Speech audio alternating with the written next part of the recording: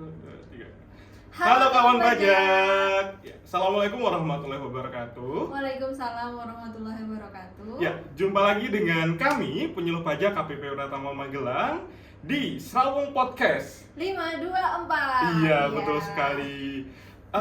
Puji syukur kehadirat Tuhan Yang Maha Esa, kita bisa berjumpa lagi dengan kawan pajak melalui Srawung Podcast ini ya Kak Delia. Setelah sekian lama ya kita tidak on air. Betul sekali. Iya. Mungkin banyak kawan pajak yang sudah menunggu nih kita Betul, untuk betul, on air betul. ya Kak Agus ya. Nah, pada kesempatan kali ini kira-kira kita mau bahas apa nih Kak Delia? Baik, untuk kesempatan kali ini kita akan membahas terkait dengan SPT masa PPN atau pertambahan nilai. Pajak pertambahan nilai ya. Pajak Jadi pertambahan serba-serbi nilai, serba-serbi SPT masa PPN. Di sini untuk SPT masa PPN ini biasanya untuk langsung saja ya Kak Agus. Langsung aja. Untuk SPT masa PPN ini biasanya diperuntukkan atau wajib bagi siapa sih Kak Agus? Oke, jadi siapa sih yang wajib lapor SPT masa PPN setiap bulannya Kak Delia? Jadi kewajiban pelaporan SPT masa PPN itu melekat bagi wajib pajak yang sudah dikukuhkan sebagai pengusaha kena pajak atau PKP seperti itu sering Kak denger ya Delia. itu Kak, PKP. Betul. Jadi setiap bulannya selama status PKP-nya itu adalah aktif, wajib pajak harus melaporkan SPT masa PPN. Paling lambat kapan Kak Delia? Jadi untuk SPT masa PPN ini paling lambat adalah akhir bulan berikutnya Kak Agus. Akhir bulan berikutnya. Jadi contohnya seperti gimana? ini. Contohnya semisal ini kan untuk bulan Juli. Ya. Berarti nanti untuk SPT masa Juli ini dilaporkan maksimal 31 Agustus Kak Agus. Oh, begitu. Ya. Jadi lumayan panjang rentang waktunya. Kalau yang SPT masa PPH itu kan tanggal 20. Ya. Nah, kalau untuk SPT masa PPN ini itu maksimal paling lambat akhir bulan berikutnya. Akhir bulan berikutnya. Seperti itu. Oke, itu ya. Jadi harus lapor SPT masa PPN akhir bulan berikutnya. Nah, sekarang nih untuk bisa laporan itu laporannya tuh manual ke KPP atau bisa secara online lewat e-filing atau apa gitu Kak Delia? Nah, kalau yang sudah menjadi PKP lama mungkin pernah mengalami yang namanya pelaporan secara manual Kak Agus. Oh, iya. Jadi biasanya wajib pajak itu membuat CSV terlebih dahulu di aplikasi e-fakturnya, kemudian nanti menyampaikannya ke kantor pajak. Tapi kalau sekarang ini sudah secara online untuk pelaporannya melalui laman web strep-efaktur.pajak.go.id Kak Agus. Oke, berarti sekarang laporannya sudah secara sudah online secara langsung di online. webnya ya, Betul tanpa sekali. perlu membuat SPT di aplikasinya. Betul, ya. Karena mungkin kan ada beberapa wajib pajak yang lama ya, Iya, PKP yang udah dibuka betul. lama itu masih bingung kadang kok beda nilainya antara SPT yang udah dibuat di aplikasi e-faktur dengan yang ada di web strip Betul. e-faktur seperti itu. Jadi memang sekarang sudah menggunakan laman web strip e-faktur ya, sepenuhnya di situ. Nah, ini berhubungan dengan cara pelaporan elektronik tadi ya. Berarti ada beberapa hal yang harus disiapkan oleh kawan pajak. Iya, betul sekali. Kira-kira apa aja nih Kak Delia? Jadi yang pertama, kawan pajak tentunya harus sudah mempunyai yang namanya sertifikat digital. Sertifikat digital. Apa Ya, tuh Kak sertifikat digital itu sebenarnya intinya sebuah data yang memuat terkait dengan data-data wajib pajak, semisal profilnya seperti apa, NWP-nya berapa. Nah, itu nanti akan digunakan ketika kawan pajak pertama kali login di web e-faktur, di web strip e-faktur, kemudian juga nanti ketika akan melaporkan atau submit untuk SPT-nya di web e-faktur. Untuk aktivasi ini, untuk sertifikat digital ini syarat-syaratnya biasanya seperti apa Kak Agus? Jadi untuk sertifikat elektroniknya ada dua Kak. Jadi kita lihat dulu kondisinya wajib pajak yang sudah PKP ini masih baru dikukuhkan atau sudah lama. Jadi yang namanya sertifikat elektronik ini untuk pengajuan awalnya itu biasanya bersamaan dengan pengajuan permohonan pengukuhan PKP. Oh, jadi sekalian gitu ya? Iya betul, jadi sekalian. Jadi setelah dikukuhkan PKP, itu kan setelah itu ada verifikasi lapangan. Maksimal kalau nggak salah 10 hari ya? Iya, kurang lebih maksimal 10 hari itu kan nanti untuk menentukan apakah wajib pajak memang bisa diaktifkan atau tidak untuk akun PKP-nya, seperti itu ya.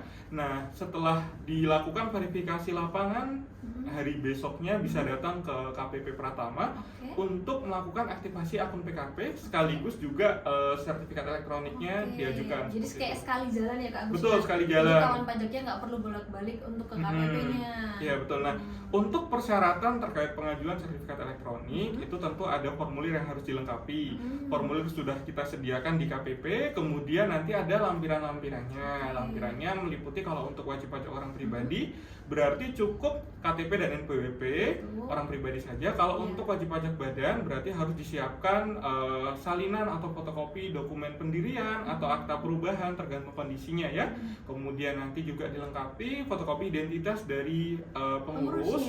Berarti ada fotokopi KTP NPWP pribadinya, kemudian ada juga fotokopi NPWP badan. Itu syaratnya. Cukup panjang sebenarnya untuk badan ya Kak Agus ya untuk persyaratannya. Iya, itu tadi kalau baru ya. Jadi prosesnya ketika kita mengajukan sertifikat elektronik baru kalau KTPT, nah itu nanti kan ada yang namanya paspres. Jadi kalau untuk sertifikat elektronik itu ada semacam password ya kita menyebutnya, itu namanya paspres. Nah, paspres itu juga dibuat pada saat pengajuan sertifikat elektronik baru tadi. Jadi sekalian mengajukan, nanti misalnya sudah di-approve untuk sertifikatnya langsung buat paspres juga. Iya, betul. Jadi langsung mengurus paspresnya. Nah, setelah mendapatkan sertifikat elektronik nanti baru bisa digunakan untuk laporan ya. Berikut pula nanti untuk administrasi di aplikasi e-fakturnya. Nah, yang sering wajib pajak kelupaan itu adalah bahwa sertifikat elektronik itu ada masa berlakunya Kak Delia. Kalau nggak salah untuk jangka waktunya itu 2 tahun ya Kak Agus? Betul, 2 tahun sejak penerbitan yang pertama seperti itu ya. Jadi,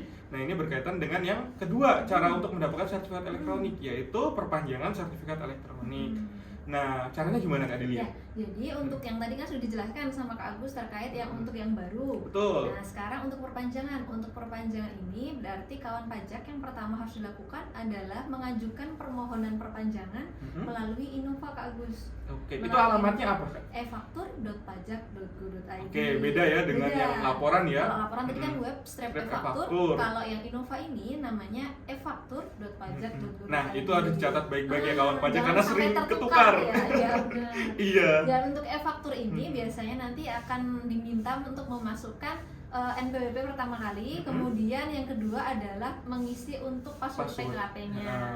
Kalau tadi passphrase itu digunakan untuk sertifikat digital atau sertifikat elektronik. Nah, ini untuk passwordnya PKP, salah satunya untuk masuk Innova-nya Kak Agus. Kalau tadi passphrase dibuat sendiri, nah kalau password PKP ini biasanya dari kantor pajak ya Kak Agus. Ya, jadi pada saat aktivasi akun PKP tadi itu dapat password PKP. Jadi kita sering menyebutnya password aktivasi, password PKP atau password Innova. Nah, itulah password yang biasanya kombinasi huruf dan angka yang dikirim ke email pada saat aktivasi akun PKP. Biasanya kalau yang passphrase kan memang dibuat sendiri, jadi mungkin mudah diingat. Tapi kalau untuk yang password PKP atau password aktivasi ini biasanya acak ya Kak Gus ya. Betul. Bisa huruf dan angka, bisa huruf saja, itu biasanya acak, tapi tidak membentuk pola biasanya. Iya. Nah, nanti kalau misal lupa bisa dicek lagi di arsipnya, kemudian di email juga bisa dicek lagi. Terus kita lanjut tadi setelah kita masuk ke Innova, nanti masuk ke permintaan sertifikat digital kan. Oh iya, ada menunya ya berarti ya untuk permintaannya. Di permintaan sertifikat digital nanti kalau misalnya memang batas waktunya sudah hampir habis, misalnya 1 bulan sebelumnya, nah itu nanti akan muncul tombol untuk permintaan perpanjangan Kak Agus. Nanti tinggal diklik, kemudian nanti diisikan seperti pimpinannya siapa, jabatannya siapa, kemudian nanti surat pernyataannya itu bisa diunduh, kemudian nanti kawan pajak beri materai 10.000, ditandatangani oleh pimpinan, dicap, dan nanti disampaikan lagi ke KPP. Untuk penyampaiannya bisa secara langsung melalui KTPT atau bisa juga melalui email. Iya, betul sekali. Untuk persyaratannya boleh dilengkapi dengan persyaratan seperti perpanjangan yang awal tadi. Iya, betul sekali.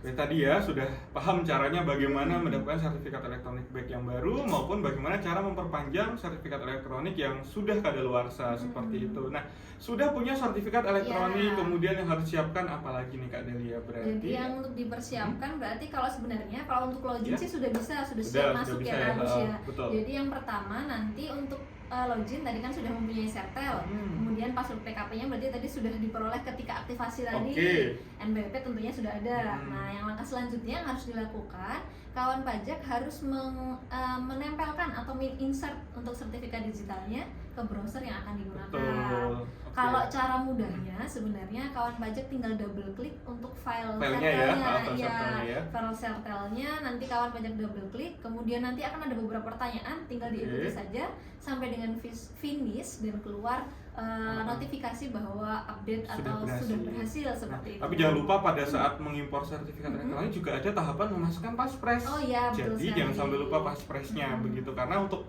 passphrase ini unik Kak Delia ya. Dia tidak bisa diubah. Jadi selama 2 tahun masa berlakunya sertifikat elektronik ya passphrase-nya hanya itu saja, seperti itu, tidak bisa diubah. Kalau lupa nanti bisa mengajukan lagi ke KPP. Ya, betul sekali. Ya. Jadi yang perlu kawan pajak ingat betul adalah terkait tadi pertama password PKP dan yang kedua adalah passphrase. Passphrase ya. Kalau misalnya takut kelupaan boleh disamakan. Oh iya, bisa. Iya, betul. Banyak yang harus diingat, nah boleh saja disamakan. Karena ada password lagi Kak Delia untuk aplikasi e-faktur. Itu juga sering lupa kan. Nah, jadi ada 3 berarti tiga password. Ternyata. Ada 3 password, 3 user ya intinya ya. 3 gitu. user. Jadi jangan sampai lupa, nanti catat baik-baik seperti itu. Nah tadi kan cara mudahnya. Kalau cara agak nggak mudah nih. Oke, gimana itu Kak Delia? Kalau cara agak mudahnya nanti kawan pajak bisa masuk ke pengaturannya di browsernya. Pengaturan atau setting ya? Ya, setting atau pengaturannya. Kemudian nanti tinggal search aja sertifikat gitu di atas. Nah itu nanti tinggal dimasukkan atau di patch untuk sertifikat digital. Iya, nanti kalau bingung jangan bingung ya kalau nggak tahu caranya itu jangan bingung, nanti tinggal hubungin WhatsApp kita aja. Betul. Seperti itu ya. Ada di nomor 08170 524 524. Nanti kita siap pandu kok ya. Oke, siap. Kita pandu sampai berhasil impor atau bahkan sampai berhasil lapor ya biasanya ya, seperti itu. Lanjut terus setelah tadi kan sudah berhasil masuk, biasanya ada beberapa menu apa aja yang pertama menunya Kak? Jadi ini tadi sudah intinya kita sudah menyiapkan segala hal yang harus disiapkan terkait lapor SPT masa PPN. Udah masuk ke lamannya tadi web.efaktur.pajak.go.id, sudah berhasil login dengan memasukkan password PKP atau password aktivasi tadi. Nanti akan muncul beberapa menu. Nah, ini akan saya kenalkan Delia beberapa menu. Yang pertama ada menu terkait dashboard. Itu kalau misalnya ada update itu nanti akan muncul di situ. Oh, jadi nanti misalnya ada update aplikasi e-faktur, nanti bisa betul, itu juga muncul juga di situ. Kemudian yang kedua ada profil PKP.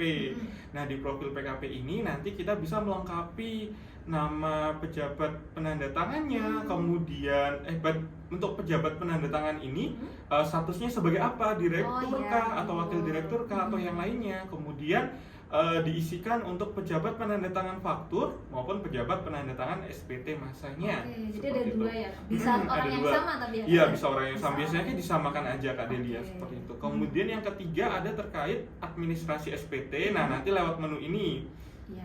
Lewat menu ini kemudian yang di bawahnya lagi itu nanti ada yang namanya pre-populated. Jadi ada beberapa data yang sekarang ini bisa kita gunakan atau kita unduh itu secara elektronik tanpa perlu kita input manual satu persatu. Betul.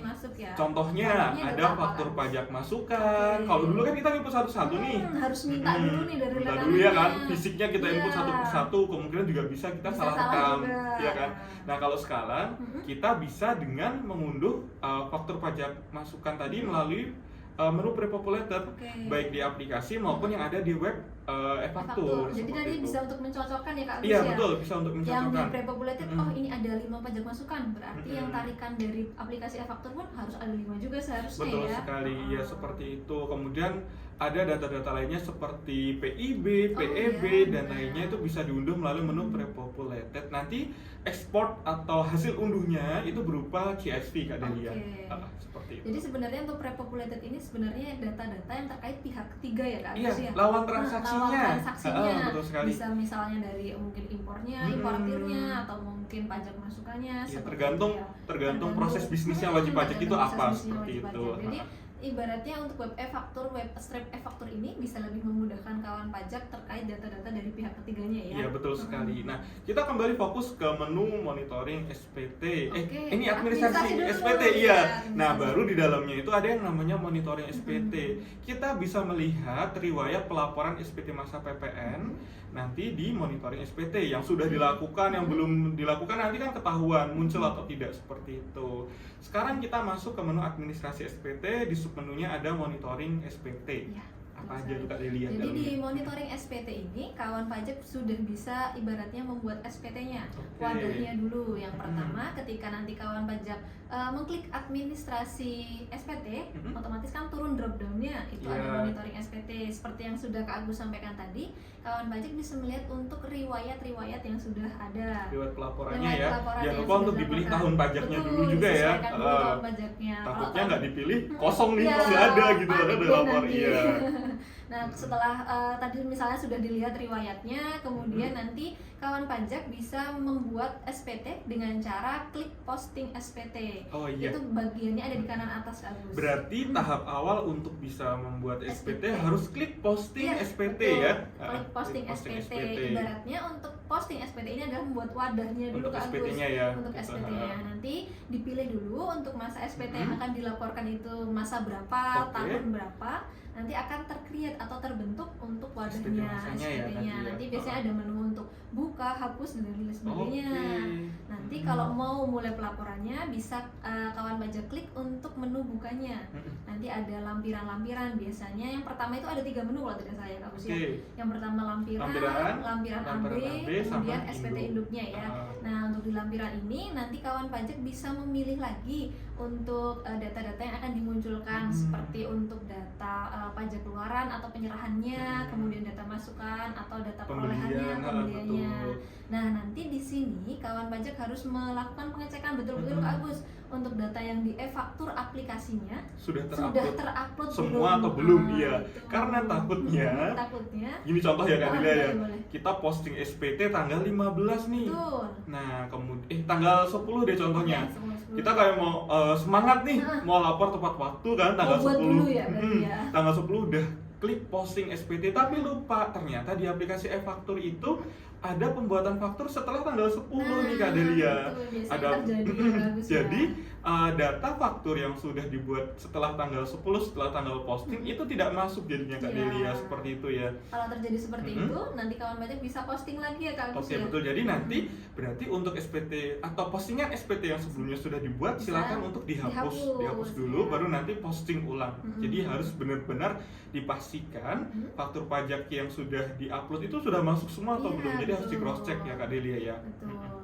Termasuk juga dengan pajak masukannya. Iya. Tadi kan bisa cek dulu nih di pre-populated ini ada berapa faktur pajak masukan yang mungkin kawan pajak terima. Nah, nanti dicocokkan di lampiran ini. Kalau memang sudah sesuai semuanya baru bisa lanjut ke tahap selanjutnya. Oke, tahap selanjutnya berarti kita masuk ke menu lampiran AB. Ya. Nah, di sini akan saya jelaskan isinya apa aja sih di lampiran AB. Jadi di lampiran AB ini nanti ada yang kita menyebutnya rekapitulasi ya. Jadi ada rekapitulasi penyerahan, ada rekapitulasi perolehan, dan juga nanti ada simpulan di bawahnya. Jadi rekapitulasi totalnya di bawah ya. Nah, untuk rekapitulasi penyerahan nanti di sini kita bisa melihat penyerahan-penyerahan mana saja yang masuk kategori tidak digunggung. Kemudian ada juga penyerahan-penyerahan yang masuk rekapitulasi digunggung seperti itu. Nah, untuk yang tidak digunggung ini apa maksudnya? Jadi untuk yang tidak digunggung itu yang berasal dari faktur pajak. Jadi kalau ada penyerahan melalui faktur pajak dari nomor faktur 01 sampai 08 atau dokumen yang dipersamakan dengan faktur pajak nanti akan terkumpul klasifikasinya di situ. Kalau untuk satunya lagi ada yang namanya digunggung. Mungkin ada yang belum familiar. Apa itu untuk yang digunggung? Penyerahannya digunggung itu maksudnya adalah bahwa untuk penyerahannya, pembuatan fakturnya itu faktur pedagang eceran. Jadi tidak menggunakan faktur pajak baku yang lengkap, yang harus menggunakan nomor seri seperti itu ya. Jadi, karena biasanya untuk pedagang eceran kan juga tidak mungkin. Kan konsumennya banyak. Kalau misalnya harus membuat satu per satu, nah. Iya, jadi untuk kemudahan dalam administrasi pelaporan memang administrasinya dibolehkan untuk menggunakan yang tadi digunggung. Jadi digunggung ini nanti kita tuliskan total DPP-nya atau total penyerahannya berapa selama 1 bulan, kemudian nanti kita hitung dulu untuk PPN terutangnya berapa. Jadi kita masukkan secara manual kan ya. Kalau yang tidak digunggung kan otomatis ya. Iya. Kalau digunggung ini berarti kawan pajak harus menuliskan secara manual termasuk dengan pajak yang disetorkannya juga. Oke, betul. Oke, selanjutnya di perolehan. Di perolehan ini kita tadi kan sempat disinggung ya namanya pajak masukan. Jadi sifatnya pajak masukan itu adalah mengkreditkan atau mengurangi nilai dari penyerahan. Jadi nanti bisa digunakan. Jadi gini, banyak kan wajib pajak yang berpikiran bahwa ketika mau menerbitkan faktur itu harus langsung disetor PPN-nya. Iya, padahal nggak seperti itu ya. Padahal nggak seperti itu. Iya. Di PPN itu ada yang namanya indirect subtraction method. Itu adalah metode terkait ini ya, karakteristik PPN ya, bahwa untuk menghitung PPN terutang itu harus disandingkan dulu pajak keluaran dengan pajak masukan. Lebih besar mana Delia? Pajak masukan atau pajak keluarannya, karena nanti menentukan jenis status SPT-nya. Lebih bayarkah, kurang bayarkah, atau nihil. Jadi sebenarnya bisa juga untuk SPT itu malah tidak harus bayar juga bisa ya Kak? Betul, iya. Misalnya pajak masukannya mungkin lebih besar nih dari pajak keluarannya atau mungkin pajak terutangnya. Nah itu berarti memang tidak harus membayar. Jadi kawan pajak jangan sampai malah double bayar ibaratnya. Iya, betul sekali. Ya. Contoh kondisinya ternyata transaksinya faktur 02, penyerahan kepada pemungut semuanya nih. Nah, itu kan berarti si pihak PKP bukan berarti tidak menyetorkan, tapi PPN-nya itu dipungut dan disetorkan oleh lawan transaksinya instansi pemerintah. Biasanya instansi pemerintah untuk yang ditunjuk sebagai pemungut ya Kak Agus. Iya, betul sekali. Ibaratnya kawan pajak sebagai PKP tinggal terima, jadi untuk penghasilannya seperti itu sudah dipungut 11% oleh yang ditunjuk sebagai pemungut tadi. Iya. Jadi tadi kembali lagi ke perolehan, rekapitulasi perolehan ini adalah terkait perolehan pajak masukan dan sejenisnya yang bisa digunakan untuk mengurangi nilai PPN terutang. Ada juga satu lagi di rekapitulasi lampiran AB itu ada yang namanya kompensasi Kak. Kompensasi itu seperti apa Kak?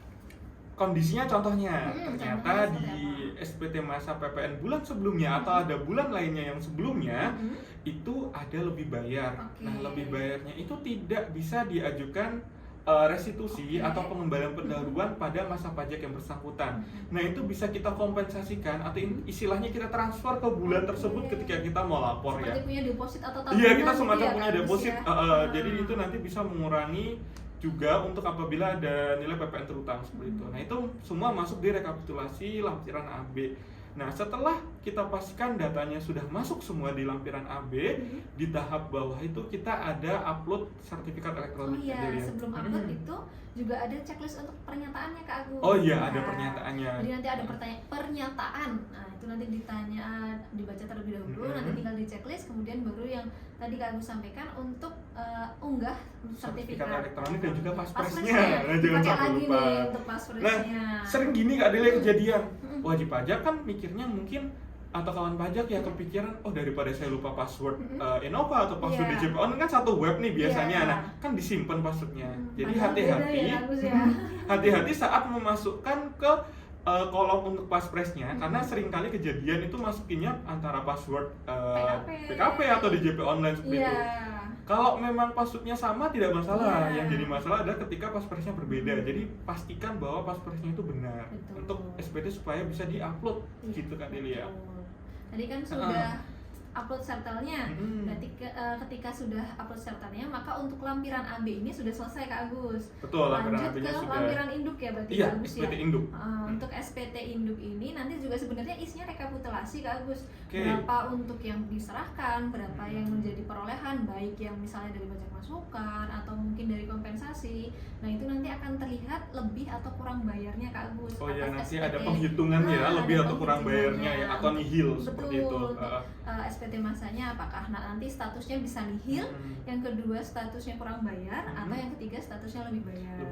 Kalau nihil ya berarti sudah bisa kawan pajak lanjutkan untuk ke tahap selanjutnya. Namun kalau kurang bayar, kawan pajak harus memasukkan yang namanya NTPN-nya ya Kak Gus. Iya, jadi harus disetorkan dan penyetorannya itu juga memperhatikan batas waktu. Nah, kita tadi kan sudah menyinggung terkait batas waktu pelaporan SPT masa PPN akhir bulan berikutnya. Nah, untuk penyetoran PPN-nya itu juga sama Kak Delia. Jadi penyetorannya itu juga akhir masa berikutnya sebelum SPT dilaporkan. Jadi intinya pokoknya kalau mau lapor SPT ya bayar dulu. Bayar dulu karena nanti kan kita masukkan NTPN gitu ya. Nanti tinggal dimasukkan, klik NTPN-nya, kemudian nanti akan ada menu search kalau tidak salah ya Kak. Iya, ada loop ya, gitu ya, tanda loop. Kemudian dimasukkan nomor NTPN-nya, biasanya acak juga. Ada gabungan huruf dan angka, nanti tinggal dimasukkan angkanya juga, search. Nah, nanti harus dipastikan untuk NTPN-nya ini sesuai, karena kalau nggak sesuai nanti tidak bisa masuk, tidak bisa diinput seperti itu. Nah, nanti kalau sudah diinput, sudah tervalidasi ibaratnya untuk NTPN-nya, baru bisa lanjut untuk pelaporannya. Nah, yang ketiga ketika SPT-nya lebih bayar. Oke, nah ini sering bingung juga kalau lebih bayar itu gimana Kak? Bisa dikembalikan di bulan yang sama atau harus akhir tahun atau gimana nih kondisinya nih? Oke, jadi kalau untuk SPT lebih bayar ini ada beberapa pilihan Kak Agus. Yang pertama bisa direstitusi atau di pengembalian. Seperti itu. Yang kedua bisa dikompensasikan seperti yang sudah disinggung tadi.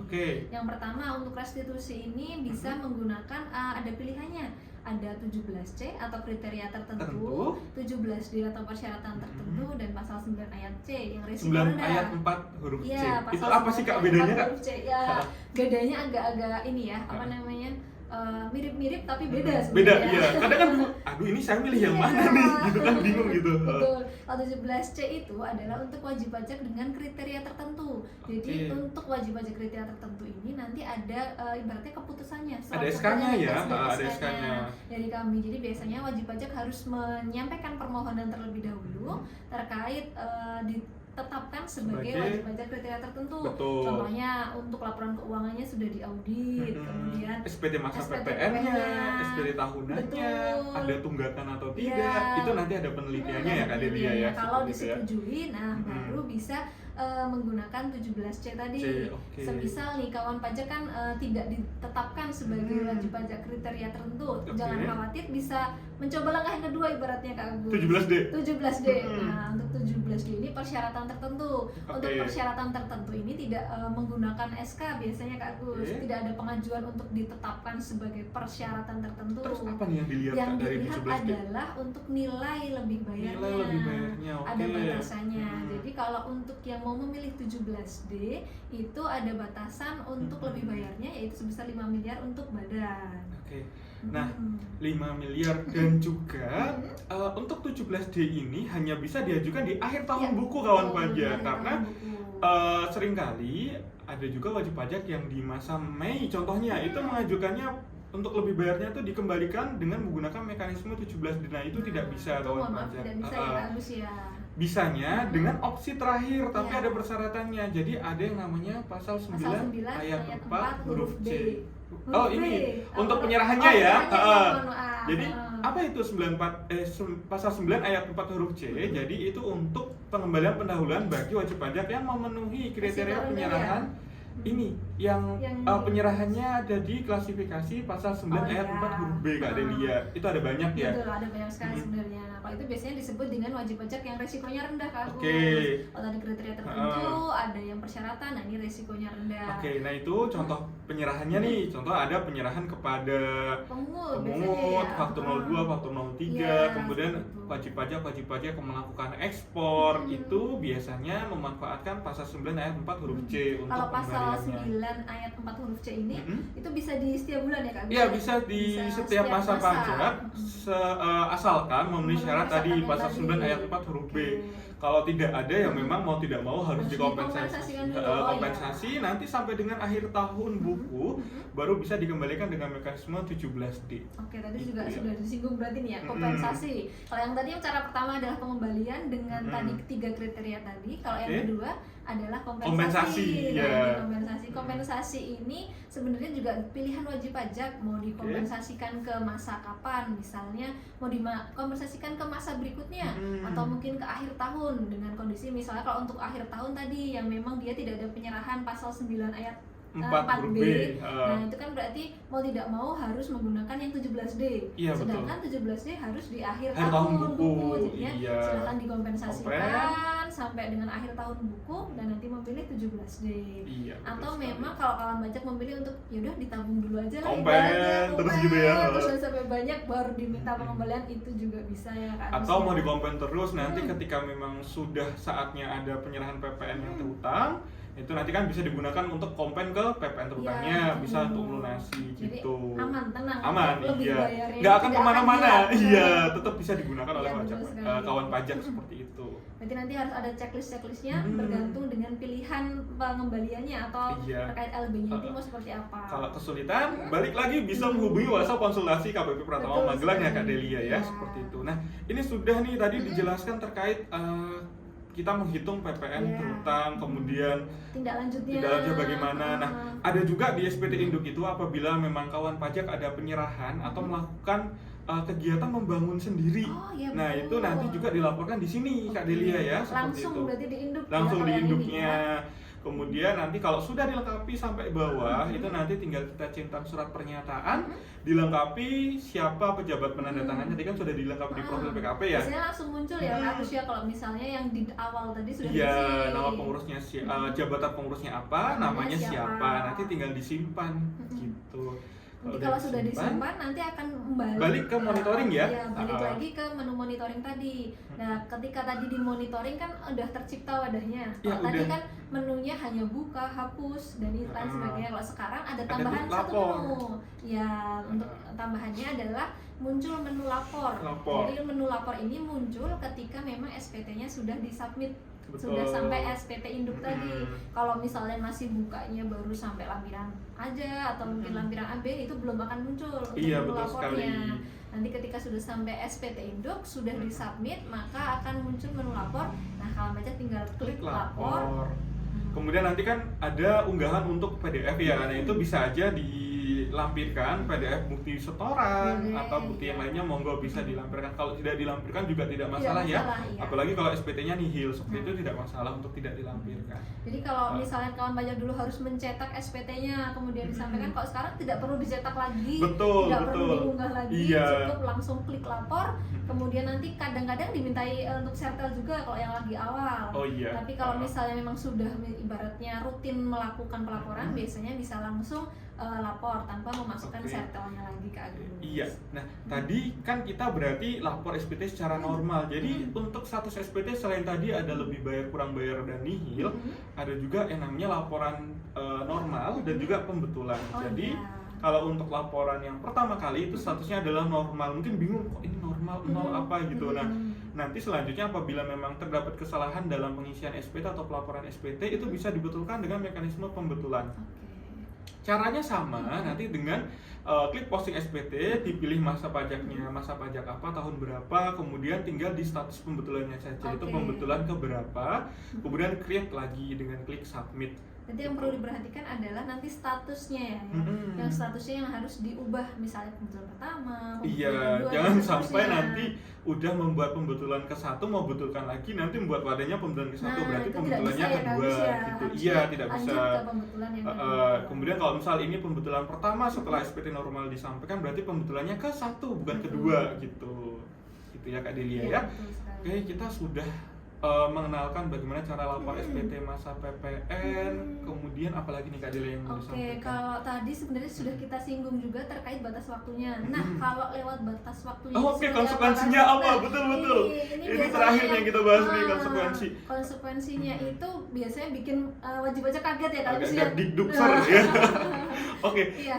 Jadi karena untuk konsekuensinya berapa Kak Agus untuk sanksinya? Nah gini, jadi lumayan untuk sanksinya ya. Jadi untuk wajib pajak yang sudah dikukuhkan sebagai pengusaha kena pajak atau PKP itu kan dianggap lebih mumpuni atau lebih cakap dalam memenuhi kewajiban perpajakan ya. Jadi untuk sanksi yang ditetapkan apabila memang ya ini sifatnya sanksi administrasi ya Kak Delia ya, berupa denda apabila memang wajib pajak PKP itu terlambat atau tidak melaporkan SPT masa PPN, itu nanti akan dikenakan sanksi administrasi berupa denda sebesar Rp500.000. Besar juga ya. Iya, lumayan kan? Iya.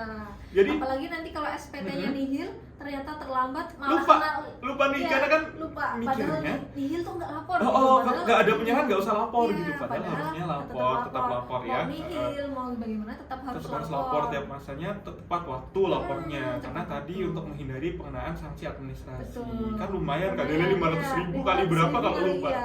Kalau SPT tahunan badan saja hanya 1 juta satu kali. Nah kalau 500.000 kali 12 ibaratnya plus 1 tahun lupa gitu kan, 6 juta sendiri ya Kak Agus ya. Iya betul sekali. Ya, jadi harus diingat benar ya Kak Agus ya. Betul, harus untuk diingat. batas waktu pelaporannya adalah akhir bulan berikutnya. Jangan sampai terlewat, jangan sampai apalagi lupa. Iya. Nah nanti Seringkali juga ada nih yang beralasan, aduh kemarin tuh sertifikat elektronik saya udah expired, saya belum ngurus gitu kan.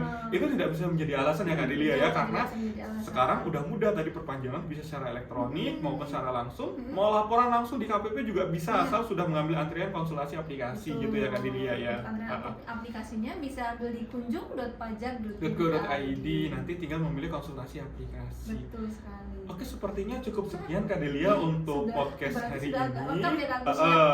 Nanti kalau misalnya membutuhkan informasi lebih lanjut, silahkan bisa menghubungi kita di telepon 0293 362 420. Atau bisa di nomor WA konsultasi kami tadi ya, di 08170 524 524. Atau mungkin di media sosial KPP Pratama Magelang juga bisa dihubungi ya Kak Agus ya. Bisa lewat DM, bisa lewat komen pun bisa ya Kak Agus sebenarnya. Nanti silahkan kawan pajak kalau ingin bertanya pun bisa di semua lini media sosial KPP Pratama Magelang. Oke, bisa banget. Oke, seperti itu Kak Delia. Udah cukup? Baik, terima kasih kawan pajak sudah menyimak video dari awal tadi ya, podcast dari awal sampai akhir. Sudah nambah ilmunya. Semoga apa yang kita sampaikan ini bisa bermanfaat. Wajib pajak atau kawan pajak juga bisa lebih taat dalam memenuhi kewajiban perpajakan hak maupun kewajiban perpajakan seperti itu ya. Baik, kami mohon undur diri. Sampai jumpa di episode Serawung Podcast berikutnya. Ya, wassalamualaikum warahmatullahi wabarakatuh. Sampai jumpa.